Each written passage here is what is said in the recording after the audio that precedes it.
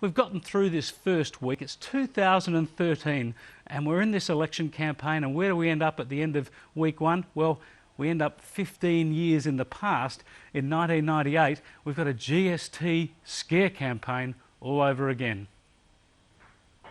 I'm a big supporter of Vegemite, always have been.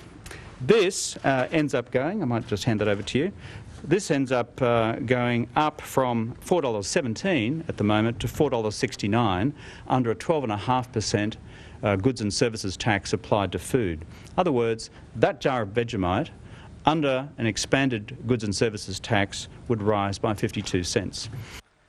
52 cents on the jar of Vegemite. Now, I love my Vegemite, but Kevin Rudd, this is just silly, silly stuff. Here is the Prime Minister of our country saying that not only is Tony Abbott going to extend the GST to food, there's no GST on the Vegemite jar at the moment, he's also going to increase it by 2.5%, and we're all going to pay extra for our Vegemite. All this is what Kevin Rudd is saying, even though the opposition have guaranteed they will not change the GST in their term of government. They can't change it without the cooperation of the states. And they're saying that they're going to review taxation, which is a sensible thing to do, but any changes that they recommend, if they do recommend any, won't happen until they're put to Australians at another election in 2016. So this scare campaign from Kevin Rudd is really, really quite desperate and silly. It's typical political overreach, because Tony Abbott and Joe Hockey have had a bad week on their own costings. We'll talk a bit more about that later too, but they have been vulnerable on their costings.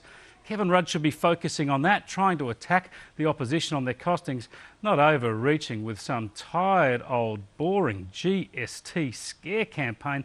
Hasn't politics gone beyond that sort of cheap stunt?